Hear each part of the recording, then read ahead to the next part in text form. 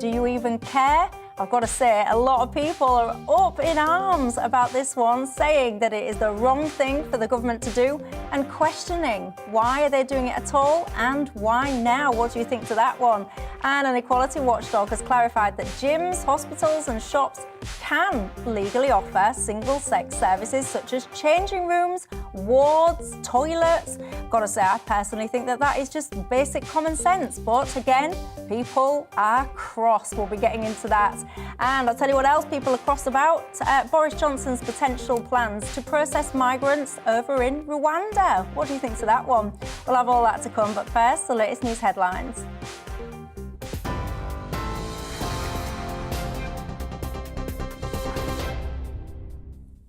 Hello, it's just gone 6 o'clock. I'm Simon Pusey in the GB newsroom. Ukraine's president has called for Nuremberg-style trials after accusing Russia of committing what he called the most terrible war crimes since World War II. Speaking via video link at the United Nations Security Council in New York, Volodymyr Zelensky warned of further Russian cruelty in other Ukrainian towns and villages. His comments followed United Nations Chief Antonio Guterres warning that Russia's invasion of Ukraine is one of the greatest challenges ever to international world order. President Zelensky described in detail the attacks across the country. Russian troops are deliberately destroying Ukrainian cities to ashes with artillery and airstrike. They are deliberately blocking city, creating mass starvation. They deliberately shoot columns of civilians on the road trying to escape from the territory of hostilities. They even deliberately blow up shelters where civilians hide from airstrikes. The mayor of the Ukrainian town Bucha has warned residents to wait before returning to their homes as it is still unsafe. He warned of mines in the area as discarded weaponry is being cleared from the streets. The mayor accused Russian troops of deliberately killing civilians during their month-long occupation of the town in the Kyiv region. The Kremlin denies the allegation. Meanwhile, Kyiv's mayor, Vitaly Klitschko, has urged European politicians to cut all commercial ties with Moscow, saying all payments to Russia are bloody money. Stop commercial communication with Russia, because every euro, every cent, what you receive from Russians or what you send to Russia have blood, is bloody money. In the blood of this money, it's Ukrainian blood. Meanwhile, NATO has said Ukraine's pushback has forced Russia to change its plans and refocus on the eastern region of Donbass. NATO's Secretary-General says foreign ministers will discuss sending more weapons to Ukraine when they meet later in the week. Jens Stoltenberg condemned the atrocities in Bucha and other towns and cities across Ukraine. He said it's clear Russia has committed war crimes and that Vladimir Putin must face justice. This is unbearable brutality that Europe has not witnessed in many decades. Targeting and murdering civilians is a war crime.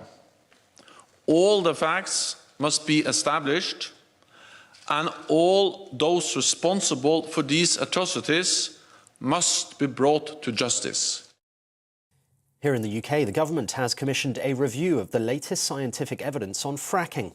Business Secretary Kwasi Kwarteng has written to the British Geological Survey asking for a report on the latest evidence around the extraction of shale gas. Since 2019, there has been suspension on the process as it is not possible to accurately predict tremors associated with fracking. Mr Kwarteng says the government will explore all possible domestic energy sources in light of Russia's invasion of Ukraine. Pupil school absences for COVID-related reasons have fallen over the past fortnight, but school leaders are still concerned about attendance rates. School and college unions say there's been greater COVID-related disruption over the last few weeks than in any previous point during the pandemic. They're calling on the Education Secretary to reinstate free lateral flow tests for pupils and staff. Government data shows almost 180,000 pupils were off school because of COVID, with nearly 9% of teachers at the end of last month. Climate activists Just Stop Oil have blocked a main road near Kingsbury Oil Terminal in Warwickshire by climbing on top of an oil tanker. They're ignoring a temporary High Court injunction by preventing tankers from entering the existing site. Activists have been blocking access to oil terminals over the past 5 days, demanding that the government stops new oil and gas projects. Our demand of Just Stop Oil is to stop new oil projects. The government are planning 40 new ones, and we feel it's disgusting in this time of climate crisis and fuel poverty that they're opening these new projects when renewables can come online so much faster. And Tiger Woods says he plans to compete in the 86th Masters this week, less than 14 months after suffering serious injuries in a car crash. The 15-time major winner, who feared his right leg would have to be amputated following this crash, has not contested a top-level event since the 2020 Masters. Woods has won the Augusta Masters 5 times. TV, online and DAB+ radio, this is GB News. Now it's back to Dewbs & Co.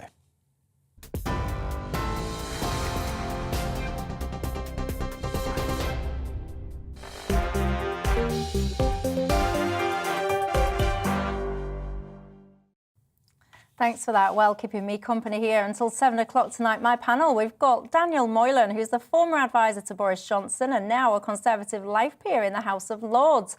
Frank Furedi, who's an author and academic, and Nabila Ramdani, who's a journalist and broadcaster. I have to say as well, you three, you are one of my favourite panels. Oh, thank you. I don't say that every day. Not just in case any other panellists are watching. I like you all, but sometimes I have a special one. This is one of my special ones. And you know the drill on Dewbs & Co by now. It's not just about us here and our thoughts. It's about you as well at home and yours. What's on your mind tonight? What do you think about some of the stories that we'll be discussing? You can get in touch with me on email, gbviews@gbnews.uk, or you can tweet me at Michelle Dewbs or at GBNews. Got to say, lots of you already getting in contact about lots of the stories that we'll be discussing tonight. We've got a packed show. We'll be talking about Ukraine and the UN. We'll be talking about offshore processing of migrants. Lots more as well. Channel 4, are you interested in that? I've got to say, one of my panellists, I won't tell you which one, says that he's not interested in this story. What? Are you? Do you think it's a big deal? We'll be getting into that and more in just a second. By the way, if you haven't already, you can subscribe to our YouTube page. You might be watching live there already. Good evening if you are. We're on radio, DAB+, we've got a podcast, and we're all over social media. So good evening to you, wherever you are. Tell me, by the way, get in touch with me. Let me know where you're watching tonight or listening and how. Always fascinated as to where you guys are. Our top story, straight into that then, the Ukrainian President Volodymyr Zelensky has addressed the United Nations this afternoon, where he said that the horrific scenes in Bucha, of course we're familiar with these now, we've seen corpses, haven't we, all over the streets. He's saying that these scenes have been repeated in other parts of the country as well. Russia has, of course, denied any war crimes and is set to defend itself at the Council, where obviously it holds veto powers. Mr. Zelensky has asked the UN to remove Russia as a member so that it can't block decisions about its own aggression and its own war. Let's have a listen. The massacre in our city of Bucha is only one. Many examples of what the occupiers have been doing on our land for the past 41 days. And there are many more. Well, like Frank Furedi, what do you think to that? Well, I think that the United Nations has always been a bit of a talking shop where the delegates go there to perform and to gain a bit of credibility and basically promote their propaganda. But when it comes to action, the United Nations has got a very feeble track record. And it seems to me that the idea that somehow Russia can be removed when you have countries like China, another sort of important member of the United Nations, plus India, backing Russia, we have a situation where the countries representing 40% of the world's population are behind Russia rather than behind the Ukraine. I think under those circumstances, that's not going to be a venue that's going to do very much to support Ukraine. And it seems to me that at the end of the day, the solution, the international solution, lies in brave countries getting together, acting in accordance with each other, coordinating their action, stepping up the sanctions. You know, we have to get Germany to step up a little bit because Germany has been a little bit dishonest in the way that it's kind of carried on. Dishonest how? It's been carrying over its economic relations with Russia, paying a lot of rubles to Russia for energy sources. And I now hear that it's even the case that it's continuing to import stuff from Russia as well. So we do need to step up and not just pretend to be supporting Ukraine. And that needs to take place amongst nations coordinating their action rather than imagining that the United Nations is going to do very much anytime soon. Daniel, do you agree with that? Well, I think the United Nations is important in one respect here, and that is that in international law, there are only two reasons, basically, you can go to war with another country. One is if they're about to attack you or they have attacked you. And the other is if it's approved by the Security Council of the United Nations that action be taken under Chapter 7 of the Charter of the United Nations. And when you go back to Tony Blair in Iraq and all these things, they've always tried to get themselves that legal cover and say, oh, we had the approval of the Security Council and so on, even if it was a bit bogus and, well, totally bogus and unconvincing in Blair. Yeah, a lot of my viewers always get in touch about Tony Blair and say, well, it should be him, he should have been up in the Hague. But Russia hasn't even pretended, they haven't even pretended that they have a legal basis for this war. They haven't seriously claimed that Ukraine was about to attack them or had attacked them. And they've never, ever sought the approval of the Security Council for their actions. So I think the one thing that's important about the United Nations in all of this is that it's that dog that didn't bark. It's the fact that Russia has never even sought the legal approval of the United Nations for invading another independent country. And that, I think, condemns them right from the beginning. Whatever their actions in Ukraine, they'd be in the wrong from day one just for crossing the border and invading that country. That have no lawful basis for doing it. Apart from that, I tend to agree with Frank. I don't expect the United Nations to be, in any meaningful sense, a mechanism for resolving these issues. It might provide a forum for negotiation if they come to that at some stage. But beyond that, I don't see the United Nations playing an important part. The important part has to be played by Western nations, tightening sanctions and supplying Ukraine with the armaments they need in order to defend themselves. Well, as predicted, Zelensky very much focused on war crimes during his address at the UN Security Council. And this is just, the butchering of civilians by Russian forces is just the kind of atrocity that will help efforts by other countries to help Ukraine. And, for example, France's anti-terrorism prosecutor has announced today that 3 war crime probes has just been opened into events in the Ukraine. France and Germany have also expelled selected Russian diplomats, and France has summoned its Russian ambassador in Paris to explain himself. And it's very clear that the UN will support the Ukraine and its allies in carrying out similar efforts. But it also seems very clear that direct military action is very much not an option, and therefore any kind of... But do you think it should ever be considered as an option? Because there'll be people, probably even as well people watching this at home, that say, actually, there should now be boots on the ground. Lots of people would have seen what happened or was reported to have happened in Bucha over the weekend. They say, right, that's it, that's my red line now. Military action, boots on the ground should be happening. I wouldn't think that it's the appropriate scenario. I think it will just escalate the conflict, and direct action will certainly allow Putin to, resort to the nuclear option. But he's just the kind of person if you continually worry about the nuclear option, then what we're saying is that their nuclear blackmail, will always paralyze us, because we're always worried about escalating the action. But who's doing the escalation? It's Russia that's been doing the escalation in the Ukraine. So at some point we need to say that beyond this red line, we will not tolerate the situation to continue. And it's got to be done realistically. It's got to be done in a hard-headed kind of a way. But what I'm really worried about is that actually the focus on war crimes distracts from the real fighting that is going on, and it becomes much more susceptible to propaganda war and to issues to do that are secondary, because the real issue at stake is the sovereignty of Ukraine, and the real issue at stake is the war. And we don't talk very much about what's going on in relation to the war, except in relation to the human interest stories that are coming out of the Ukraine. And I think Zelensky is being very much of a diplomat in all this. You can see that he doesn't want to upset his many allies, But you can also see the massive pressure he's under. It's written all over his face, even though he's trying to put the bravest face possible on. But I always think he looks remarkably well. I think he looks very frustrated about the lack of some support from some countries, and he would love to see a lot more support in terms of armaments, in terms of also more practical support and hardware, military hardware, pouring into the Ukraine. And I think one of his greatest fears, to be honest, is his safety. We have seen that a lot of Russians' own military leaders have been killed, and there's no doubt that they will be targeting Zelensky. And Daniel, do you think there should ever be a situation where, you know, military boots on the ground are a thing? Because what Frank's saying, and by the way, I don't think there should be a situation where there should be boots on the ground, but many people do. Many people are saying that the West has been weak against a bullying Putin. The West needs to stand up to the bullies and not just keep cowering behind this excuse of a nuclear weapon.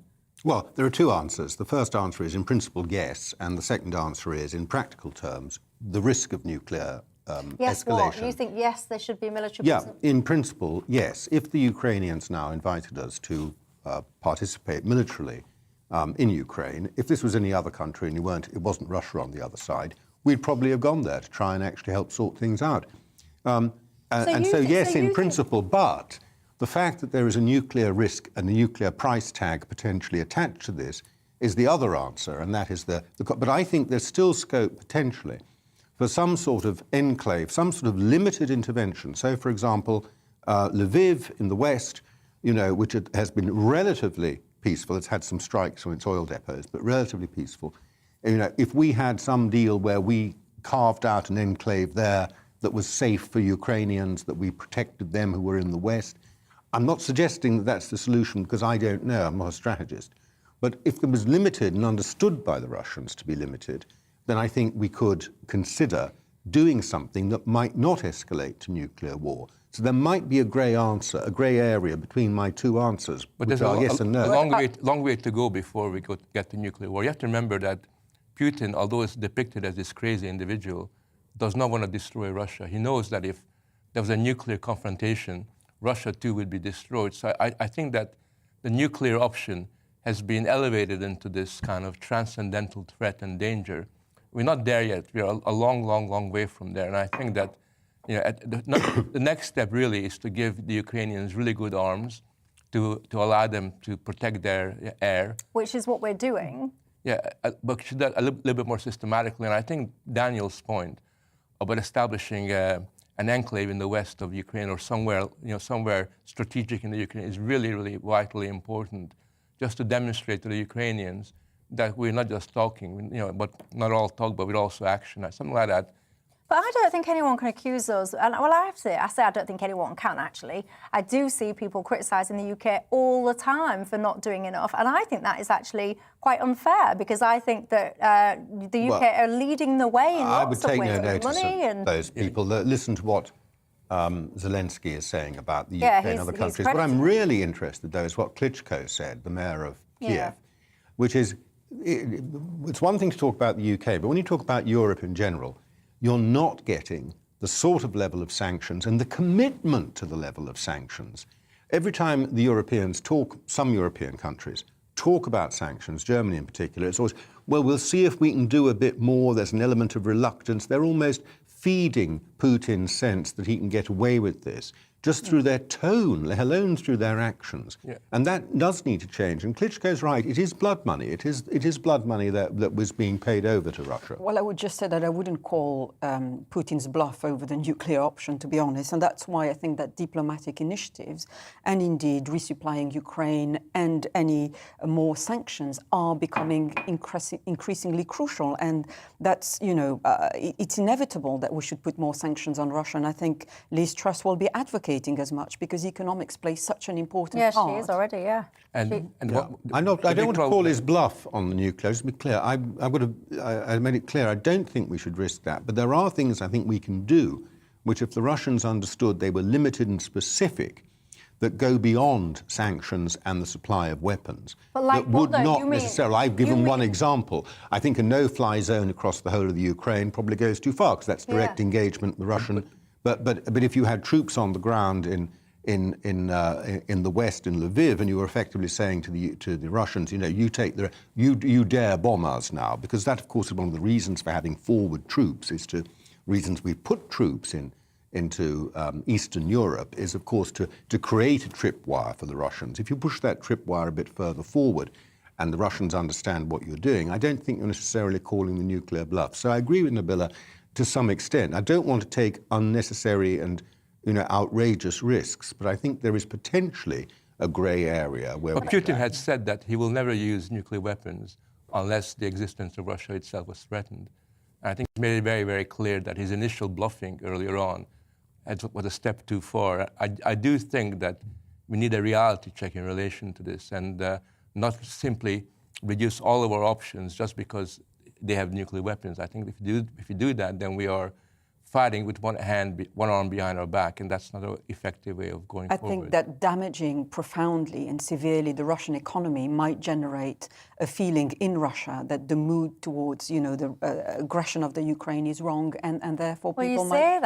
You say that, and actually, again, I caveat what I'm about to say, because I've got to say, in this day and age, it's become increasingly difficult to even know what to believe half the time, but depending on what and who you do believe, apparently Putin's approval rating is rocketing in Russia as we speak. What do you make to that? Let me know your thoughts. I'm going to take a quick break there. Let me know your thoughts on some of the things you've just been hearing from the panel.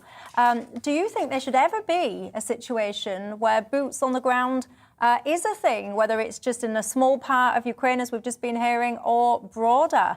I certainly don't, but I'm interested in your thoughts. GBViews at gbnews.uk. Tweet me at Michelle Dewbs or at GBnews. When we come back from the break, I want to talk to you about Channel 4. Should it be privatised, yes or no? Why are the government talking about this? And why now? We'll have that and more after the break.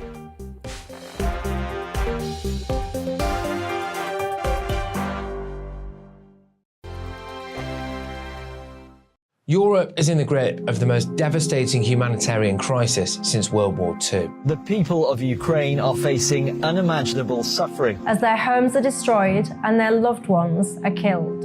Millions of people are being forced to flee for their lives, carrying only their children, their pets, and the clothes on their back. The pain, loss and destruction grows by the day. The people of Ukraine urgently need our help. Already a vast humanitarian operation is underway. Britain's Disasters Emergency Committee, or DEC, brings together 15 leading aid charities to respond to overseas disasters quickly and efficiently. These charities include the British Red Cross, CARE, Oxfam, Save the Children, and World Vision. Their teams are working on the ground in Ukraine and neighbouring countries to bring vital aid to those who need it most. If you can spare it, your gift to the DEC's Humanitarian Appeal will go a really long way. £10 provides essential hygiene supplies for a person for a month. £50 provides blankets for 4 families. £100 provides emergency food for 2 families per month. It's easy to give. You can donate online at dec.org.uk or call the 24-hour donation line on 0370 60 60 900. If you prefer to send a cheque, please post it to the Ukraine Humanitarian Appeal, PO Box 999, London, EC 3A 3AA.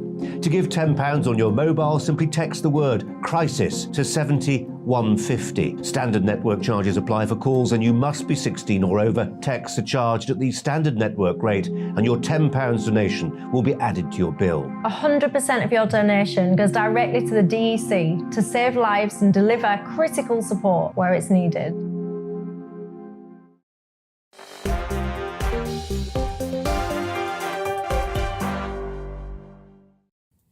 Hello there, welcome back to Dewbs & Co with me, Michelle Dewberry. A quick reminder as to who's keeping me company in the studio tonight. Daniel Moylan, who's the former advisor to Boris Johnson and now a Tory life peer in the House of Lords. Frank Furedi, the author and academic, and Nabila Ramdani, journalist and broadcaster. Lots of you guys have been getting in contact. Carol says, Yes, the UN Security Council is not fit for purpose, especially now. She's saying it's ridiculous that one member state can veto, and she says it'll be pretty obvious that Russia would veto the request to even have them removed from the UN. But Della says, Michelle, no, they shouldn't kick Russia out of the UN, or future diplomacy, she says, would be impossible. Mac on the email says at no point should the Western world put boots on the ground. It is their war, not ours. Jackie says, well, while we're continuing sending arms to Ukraine, we are simply helping to escalate the conflict, causing more loss of life and the destruction of Ukraine. Jackie goes on to ask a good point as well. She's saying, where is the West leadership when it comes to trying to stop the conflict? I've got to say, Jackie, I've found that quite interesting myself. Where are the prominent people pushing for more peace talks? When will we see Zelensky and Putin sit down together? Do you think enough is being done to try and foster peace and an end to this situation? Some people have been in contact with suspicions that some people would like this war to be extended for as long as possible. What do you think to that? Let's move on, shall we? Channel 4. Let's cut to the chase. Do you think it should be privatised or not? The Culture Secretary Nadine Dorries has tweeted that the government ownership is holding Channel 4 back. She reckons that selling it to a private owner would give it the tools and freedom to flourish and thrive as a public service broadcaster. What do we think to this? Daniel Moylan. Well, I think this is a tremendous practical political joke by the government, because what it's done is it has fired up in fury all of the people who want to keep Channel 4 in state ownership. But the key thing about it is there are only about 2,000 of them in the whole country, and most of them live in Islington. The vast majority of people in this country, if you stop them in the street, if you went to a pub, they wouldn't be able to tell you who owns Channel 4 today. If you ask them, do you watch it? They'd say no.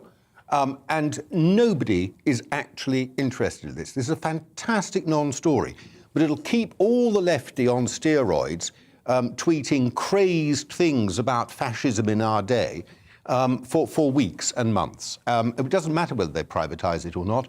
They've totally distracted the left and driven them off into a furious frenzy for weeks to come, and that's where they belong. That's where they belong. Keep them over there arguing about something that simply does not matter to the vast majority of the people in this country. Well, it matters to a few people. Let me just read out a couple of tweets from some prominent people, shall I? I think you're making my point for me. Well, yeah, and I'm going to bring you in, Frank, on this, by the way, because I found this quite fascinating, the suggestion that some people are saying. So Kirsty Allsop, for example, TV presenter, she's saying this is a load of utter twaddle. No true Conservative would sell Channel 4. Lady T, obviously meaning Thatcher, would be spinning in her grave. It was set up to foster the British film and TV industry, and it has done that job admirably. Any Tory MP that votes for this is a traitor to their party and country. A bit extreme. Alistair Campbell is saying that this Channel 4 move is right out of the Orban playbook and time to make it blatant. Part of the purpose is to wind up the Liberals. Is this out of the Orban playbook? Because for just a moment, sorry, Alistair Campbell, what Orban is accused of doing is nationalising private broadcasters and bringing them under government control. This is the absolute reverse. How can this nutcase actually say things like that? It's completely contrary to the fact. It's because Orban has become... You are Hungarian, yeah. Part Hungarian, am I right? I'm 100% Hungarian. Oh, I thought you was part Hungarian, part Canadian. Am I making I grew up in Canada, but 100% Hungarian. Oh, right. Well, there you go. Because I found this quite interesting. A few people have been saying, oh, yeah, this is about dictators. This is what dictators do. And I'm sitting there thinking, to Daniel's point, this is the opposite of what dictators do. Dictators surely try and keep a hold of and control media. They don't sell it off to private people. Your thoughts? But I mean, the same point is made about Hungary, because what Orban and the government said was, we're not going to subsidize sort of clapped out left-wing newspapers that are very boring and have a very small readership. In the old days, they were subsidized, and they basically said, go your own way. See if you can make it on your own. And more or less, that attitude, I think, makes sense. I think there is a need for one public sector television and radio channel, but we don't need any more than that. I think Channel 4 is not exactly a national treasure. It's not something that people feel very passionate about. I think Daniel's absolutely right about it. And I think there's a case for letting it find its own way, and I think it probably will do a pretty good job. I do think that there is an issue here, which is it seems that the government has got a lot of spare time on its hand in order to make this into an issue at this particular time when there are so many pressing matters. But that's another issue entirely. But I do think that what is very interesting is the reaction to it from people like Campbell, who basically see any change to the media landscape, any attempt to somehow distance the government from owning various institutions as a threat to their very existence. And I think the idea that that's an act of a dictator is really a fantasy, something that comes out of a Walt Disney cartoon rather than from an objective political analysis. Nabila? Well, I personally think that there should be space in the vast broadcast sector for programs that are not commercially viable. And I think that Channel 4 has fulfilled that role pretty admirably over the years. And I don't live in Islington. Remember that it was also a creation of the Thatcher years. And in the end, it was all about variety. And I think that's a pretty good thing, ultimately. There is certainly, as we know, opposition to privatisation of the channel, even coming from some Tories. But I think this is clearly a policy to keep the right wing of the party happy. Why? Can I make... I think many believe that Channel 4 News needs sorting out because of its allegedly anti-Brexit and left-wing news coverage, and revenge is probably a strong word, but I think it may well be that the Conservatives are sorting out natural enemies. Frank's saying it's not allegedly left, it is left. What would you say to that? But also anti-Brexit, I mean, it's very one-sided and tendentious. But that's not, I mean, I don't mind TV channels being one-sided and tendentious.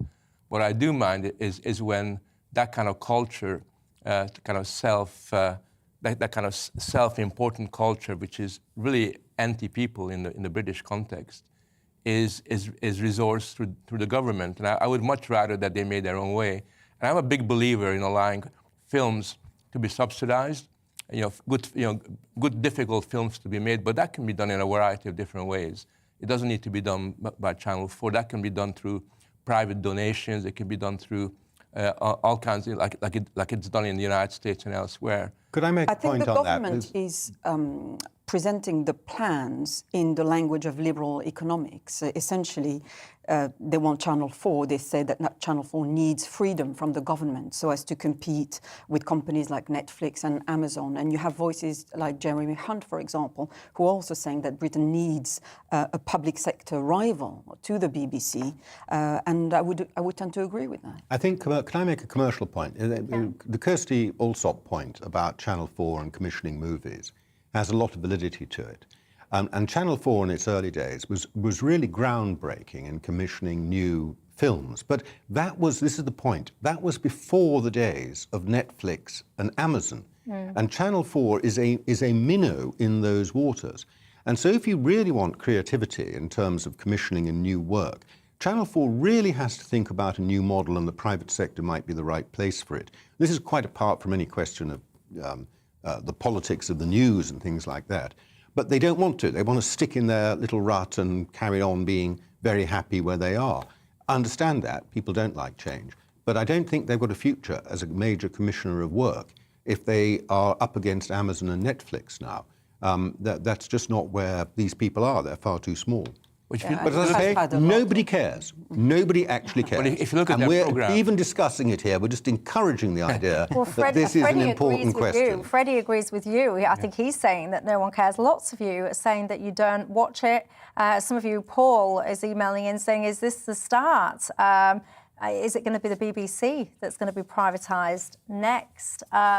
I've got to say, I don't really think a government has much business, really, running media outlets. I really don't. You've got the BBC, but then the flip side, people are writing in saying, what about the independent production companies that will probably go out of business if the Channel 4 doesn't actually exist? But I don't know. Is there anything wrong with competitive commercial landscapes? If you're a good independent production company creating good content, surely you can still sell that, or am I missing the point? Let me know your thoughts.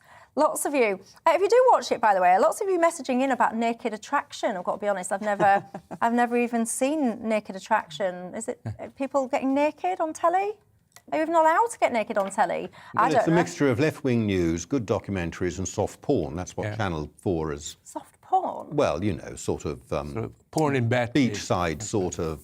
I've never watched it either. It's got a lot of reality TV programs that are not particularly sort of fascinating. And not actually related to reality as anybody lives it. I mean, it's all in, you know, luxury resorts on beachsides where we never go. I seem to know quite a lot about I know. Channel 4. Yes, I've seen little bits. I've read important academic.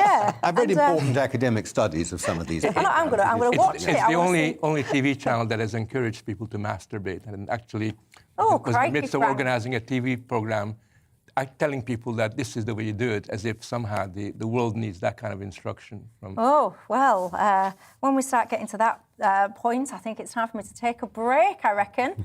No, I'm not going to take a break. I'm going to talk about... I nearly made a hilarious joke then. I nearly made a hilarious segue from my last comment from Frank into my next topic. And because it's tea time, I stopped myself. Everyone will be pleased to know. The government's watchdog, the Equality and Human Rights Commission, says that trans women can be legally excluded from some single-sex spaces, including toilets. Transgender women can be legitimately excluded from single-sex services if the reasons are justifiable and proportionate, the government's equalities watchdog has said. Nabila, to me, that just sounds like basic common sense. Yes, it does. And I have to say, it's one of those subjects as well, which I think requires a huge amount of thoughts and indeed sensitivity, and those best placed to deal with those issues are those directly involved. And I think the government's equalities watchdog deals with these issues day in, day out. And so I would be inclined to respect its views on that transgender people can indeed be excluded from single-sex services if the reasons are, as they put it, justifiable and indeed proportionate. Now, the key expression here is, of course, justifiable and proportionate. And there is no reason to, why such issues as privacy or indeed decency and the right to prevent trauma, frankly, cannot be adjudicated on by those with expertise. But I think that increasingly the debate, in my view, should be moving towards the need for a whole new category for transgender people, so they can have their own space, whether it's in sports tournaments or facilities such as hospitals, housing shelters, sports clubs, retailers and the like, so that everybody can feel comfortable and indeed included. See, I've got to say, Nabila, to me, you've just picked up on the thing that is the answer to this in my mind, which I cannot grasp why it's not been made so simple, because one of the challenges from where I'm sitting, and I'm sure many people will be quick to tell me that I'm wrong, but to me, lots of this challenge, lots of this discomfort, lots of this kind of awkwardness around this, it stems from this desire, and I don't even know where it's coming from, to expand a defined category to include something that's kind of slightly different, as opposed to just accepting and creating a third category that is absolutely respected, absolutely has rights, etc. I just don't get why it's not that simple. Frank, what am I missing? It's not that simple because the advocates of transgenderism insist on imposing their identity on other people. So if you want to see yourself as a woman, a trans woman, then for you it's absolutely vital that you share your toilet and various other facilities with real women, women without penises. And I think for a lot of people that's a difficult thing to accept. But did you just say women without penises? But there are no... biological women, women like you and Nabila, basically. And as far as they're concerned, there's no difference between them. There's no difference.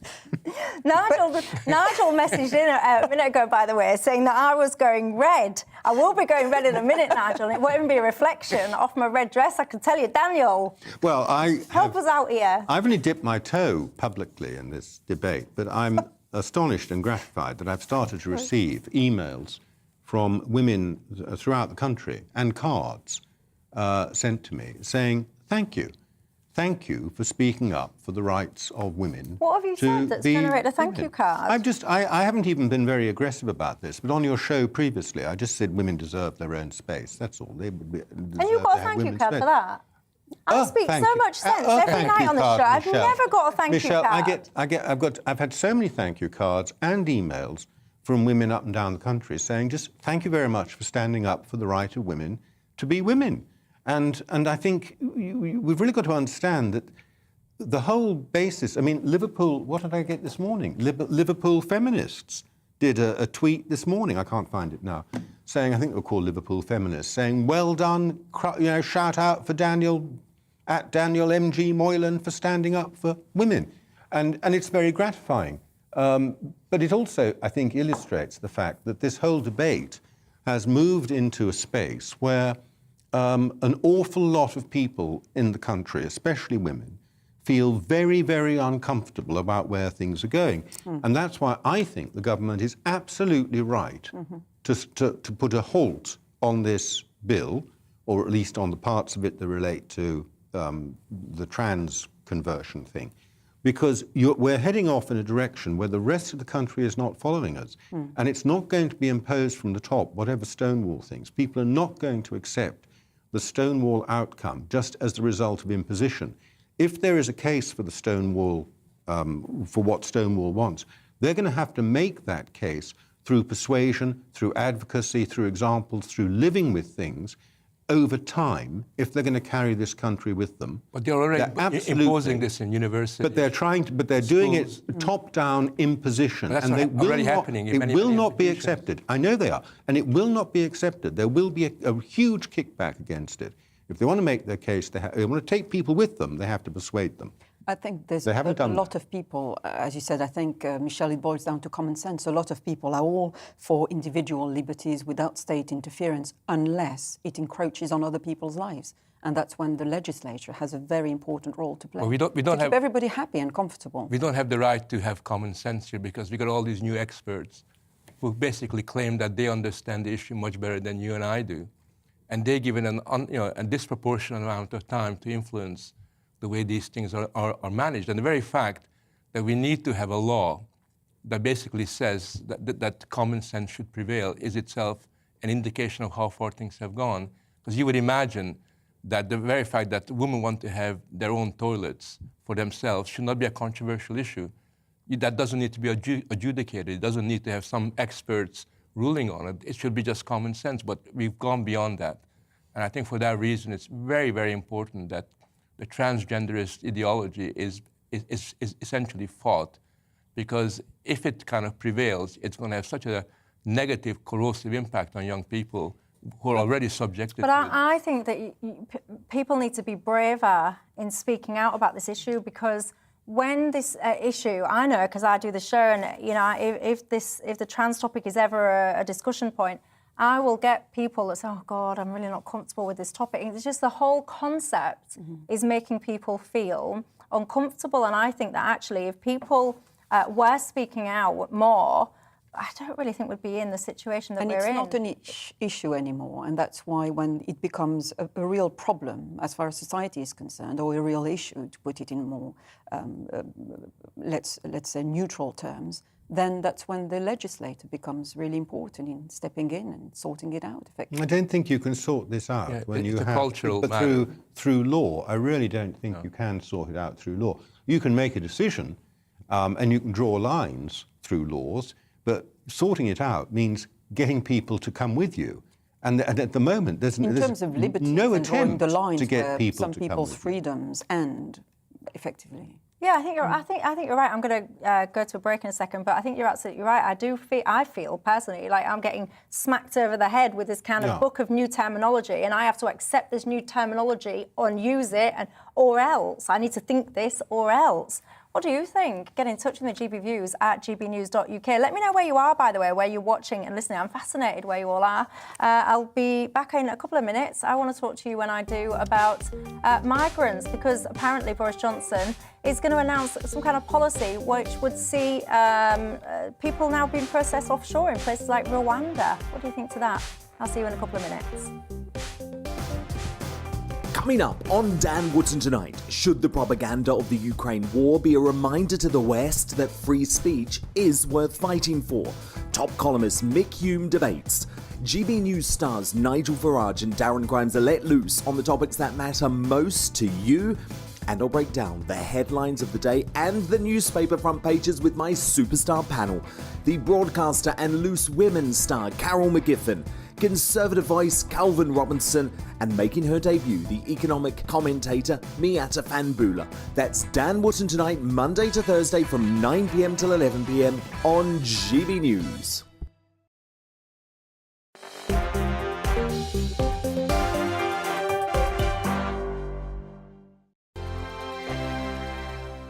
Europe is in the grip of the most devastating humanitarian crisis since World War II. The people of Ukraine are facing unimaginable suffering as their homes are destroyed and their loved ones are killed.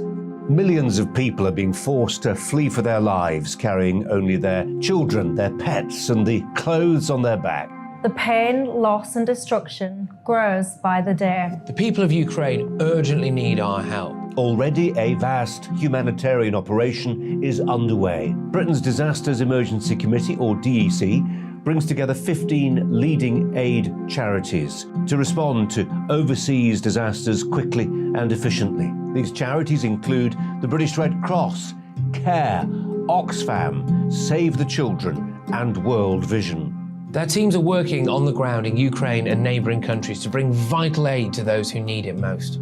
If you can spare it, your gift to the DEC's Humanitarian Appeal will go a really long way.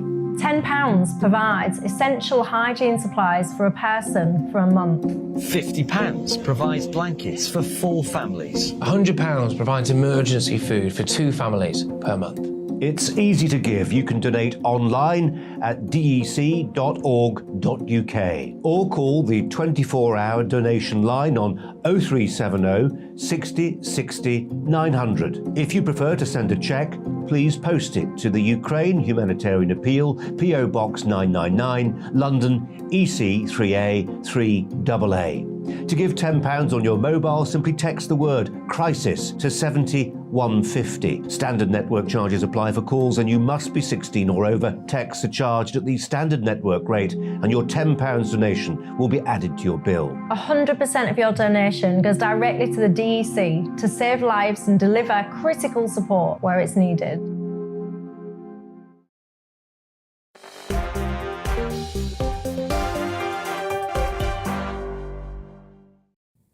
Hello there, welcome back to Dewbs & Co with me, Michelle Dewberry. Keeping me company tonight, Daniel Moylan, a former advisor to Boris Johnson and now a Tory life peer in the House of Lords, Frank Peretti, an author and academic, and Nabila Ramdani, journalist and broadcaster.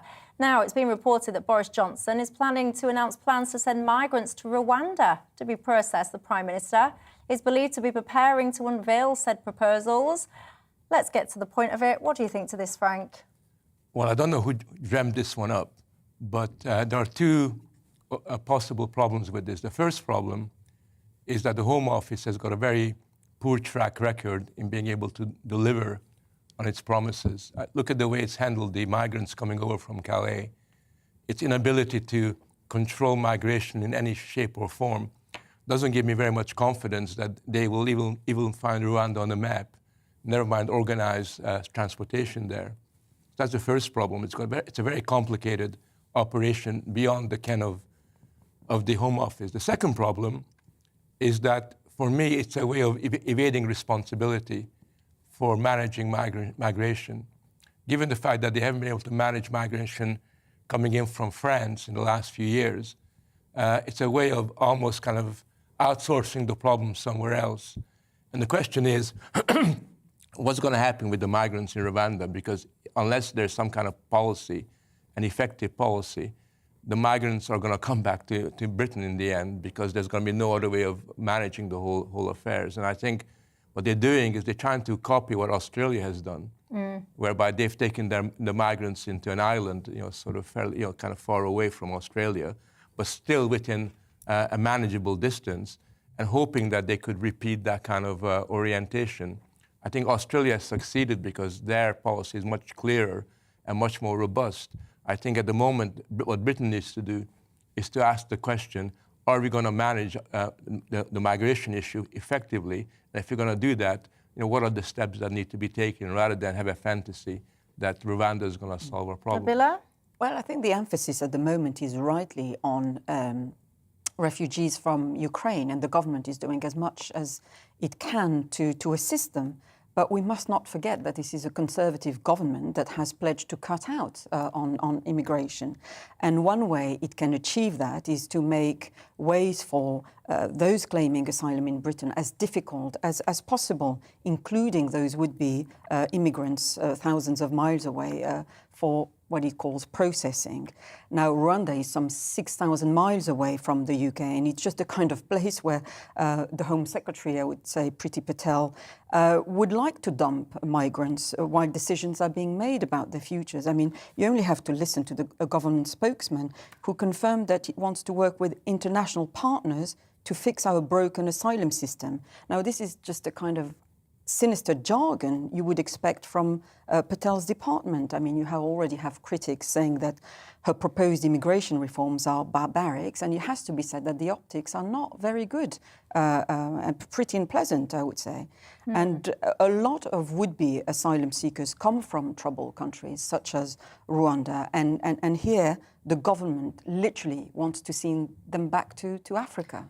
Daniel, at the risk of sounding like an awful human being, which I hope that I don't when I'm about to say what I do, but absolutely, if someone is in war zones, etc., they need to be helped, support and encouraged. But there'll be people watching this, and I know they'll be yelling at their screens. I'll give you some numbers. Nearly 30,000 people crossed the Channel last year alone. That number is expected to double in 2022. We currently spend, this figure blows my brain, by the way, nearly £5 million a day on hotels for people at this moment in time. So we have to do something different. And this is the bit that I think people think I'm not a nice person, but I actually think that you should be trying to deter people from sitting there and thinking, right, I know what I'm going to do to advance my economics, etc. I'm going to go to the UK. Am I being mean? Well, I don't know. I mean, I am a huge supporter of this government, and I admire the many fertile ideas that come from Priti Patel's brain, and she has been a great Home Secretary. But this one is brave. There's no doubt about that. This is a very brave policy, especially when I've got a better idea, actually. Which I've got a much better idea. I think you do a deal with France whereby everyone, every single person who pays out their life savings and takes the risk of crossing the Channel is immediately returned to France. And in exchange, we will take 2 out of the camps. And I think that would deter an awful lot of people from taking that risk if they knew they were going straight back to France. But we would still take 2 genuine refugees out of Calais in exchange. But we've given France millions and millions and millions. And that's another point. I know it's very easy to knock the Home Office and the Border Force and say they're absolutely useless and they couldn't put the tail on the donkey and find Rwanda on the map. I know that. But the reason people are crossing in boats is precisely because, working with France, we were so successful at stopping people from getting onto trains and lorries. And all those fences and all those defences that have been put up at the port of Calais to stop people, that's why they're coming in the boat. So we can do something right. And the boats are actually the product of the result of a successful policy. What we haven't found yet is a successful policy for dealing with the boats. And I don't think that's going to be a physical policy. We're not going to be putting fences up along the coast. But I do think you could do something that actually made people think twice about paying out their own money and taking their lives in their hands in order to cross if they knew that the beneficiaries of that were going to be 2 people they'd never even heard of. But why successful policies? I mean, you look at the last 20 years, and every single year, far more migrants come into this country than is expected. And time again, governments say, migration is under control. And a year later, we discovered that actually the numbers that came in the year before are far greater than was reported previously. So the way that I look at it, there's been an incompetent approach for many years now. And in a sense, we have to have a major rethink of can we even stop migration? And if we think we can, then we need some very new, bold policies. But we mustn't outsource responsibility for it to Rwanda. We must take responsibility for it. We wouldn't be, I don't think, I'm not defending Priti Patel's policy, which I do think is brave, interesting, imaginative and brave. But I don't think she's imagining we'd outsource it to Rwanda. They would go to facilities that we had constructed where they would be processed. Now, I know the word processing sounds awful, but that is the term that's used because they have to go through a process of demonstrating who they are, why they are a genuine refugee, what the well-founded fear of persecution is that they have. That has to be shown. And then there are court processes that have to follow, and so people make appeals. Well, so all that could be done potentially abroad, although I don't think this is going to work. Well, there you go. He doesn't think it's going to work. Do you think it's going to work? Do you think it's something that should even be being considered? Lots of you guys have been getting in touch. I've been asking where you all from. Where are you tonight? Carol, she's in Pluckley, Kent. She says the most haunted village in the UK, is it? Pauline is in Erith in Kent. You've watched GBNews from day one. Good evening to you. Rodney says Julie and he are in Spain. Costa del Sol. Keith is just north of Toronto in Canada. Robert in Malta. Jim, you are my favourite. You're in a caravan in Cumbria. I've got to say, I love caravanning, I do. Anyway, good evening to all of you, and thank you very much for your company, and to my panel as well for their thoughts, their insights and their company. Have yourself a fantastic evening. I'll see you the same time tomorrow night. Good evening. Alex Deakin here with your latest weather update. Strengthening winds will bring a colder feel for most tomorrow. There'll be some sunshine, but most places we'll see a few showers during the day too. Here's the bigger picture. Weather system moving in. Tucked in here, we've had some pretty mild air for most, but northern Scotland's been poking out into the colder air, and that's why we've seen some heavy snowfall across the far north, easing off over the next couple of hours, turning to rain and a wet and windy night across Orkney. Otherwise, it'll be rain showers moving in, some clear spells, temperatures not falling too far, certainly for most places. But as the rain clears from northern Scotland, well, we could see things turning a little icy here as temperatures drop down close to freezing. On to the details for Wednesday. It stays wet and windy in Orkney. Elsewhere, it'll be a breezy day with that breeze throwing showers across all areas. Plenty of them in the west. Even further east, though, I think we'll see showers developing as we go through the day. There will be sunny spells between the showers. It won't rain all day, far from it, and when the sun's out, we could still get up into the mid-teens. But with a strengthening wind, it will feel a bit cooler than today for sure. And the wind's getting lively on Wednesday night across Northern Ireland, western parts of Scotland, and then picking up everywhere as we head into Thursday. A bitter wind developing too. There are chance of some more persistent rain across southernmost counties during Wednesday night and into Thursday. And further north, the showers turning more and more wintry as temperatures again fall down close to freezing. So again, the potential for things to be a little icy. On to Thursday then, and the wet weather in the south. As I say, some uncertainty about how much we see on Thursday morning, but it should clear away, and then generally sunny spells. Further north, more showers, turning more wintry, snow on hills, sleet, hail at low levels, and temperatures only in single figures for the vast majority. When you add on that wind, it really will feel bitter during Thursday afternoon. Goodbye.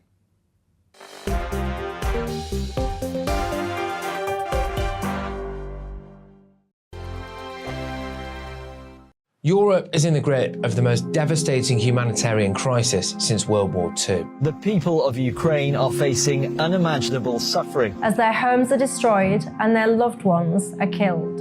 Millions of people are being forced to flee for their lives, carrying only their children, their pets, and the clothes on their back.